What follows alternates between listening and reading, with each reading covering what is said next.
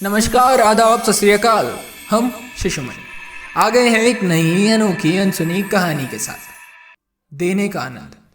वही होटल, वही किनारे वाली टेबल और वही चाय, सिगरेट के एक एक कश के साथ मैं चाय की चुस्की ले रहा था।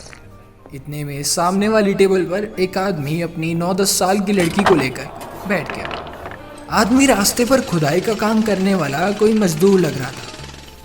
उस आदमी ने अपनी लड़की के लिए एक डोसा मंगवाया और ये ऑर्डर सुनकर लड़की के चेहरे पर मुस्कान आ गई। और तुमको? वेटर ने पूछा।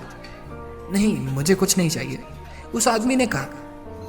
कुछ ही समय में गर्मा गर्म बड़ा वाला फूला हुआ डोसा टेबल पर चटनी के साथ रख दिया गया। लड़की डोसा खाने में व्यस्त हो गई और आदमी उसकी ओर उत्सुकता से देखकर पानी पी रहा था।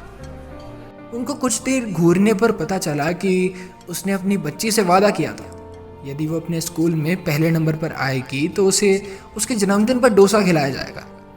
उसको घूरने में व्यस्त रहने के कारण मुझे गर्म चाय का तेज चटका लगा और इसी बहाने में वास्तविकता में लौटा। कोई कैसा भी होना, अमीर या गरीब, दोनों ही अपनी बेटी के चेहरे पर मुस्कान देखने के लिए कुछ भी कर सकते हैं। खैर, मैं उठा और काउंटर पर जाकर अपनी चाय और 2 डोसों के पैसे दिए। कहा कि उस आदमी को एक और डोसा दे दो। उसने अगर पैसे के बारे में पूछा तो उसे कहना, हमने तुम्हारी बातें सुनी, आज तुम्हारी बेटी का जन्मदिन है, वो स्कूल में पहले नंबर पर आई है, इसलिए होटल की ओर से यह तुम्हारी लड़की के लिए इनाम है। उसे आगे चलकर इससे भी अच्छी पढ़ाई करने को बोलना, परंतु भूल कर भी मुफ्त शब्द का उपयोग मत करना, उस पिता के स्वाभिमान को ठेस पहुंचेगी। होटल मैनेजर मुस्कुराया और बोला, यह बिटिया और उसके पिता आज हमारे मेहमान हैं। आपका बहुत बहुत आभार, आपने हमें इस बात से अवगत कराया। उनकी आफ भगत का पूरा जिम्मा आप मुझ पर छोड़ दीजिए। आज ये पुण्य कार्य किसी और अन्य जरूरतमंद के लिए कीजिएगा। वेटर ने एक और डोसा उस टेबल पर रख दिया। उस लड़की का पिता हड़बड़ा गया, बोला, मैंने तो एक ही डोसा मंगाया था। तब मैनेजर ने कहा, अरे, तुम्हारी लड़की का स्कूल में पहले नंबर पर आई है, इनाम में आज होटल की ओर से तुम दोनों को डोसा दिया जा रहा है। उस पिता की आंखें भर आई।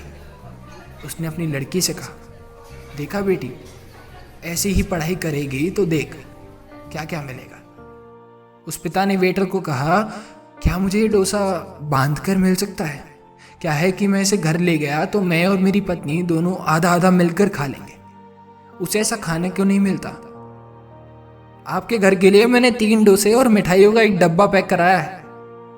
आज आप घर जाकर अपनी बिटिया का बर्थडे बड़ी धूमधाम से मनाइएगा और मिठाइयाँ तो पूरे मोहल्ले में बटाइएगा। यह सब सुनकर मेरी आंखों में आंसू आ गए। मुझे इस बात का पूरा विश्वास हो गया कि जहाँ चाह है वहाँ राह है। अच्छे काम के लिए एक कदम आप आगे तो बढ़ाइए, फिर देखिए आगे आगे होता है क्या।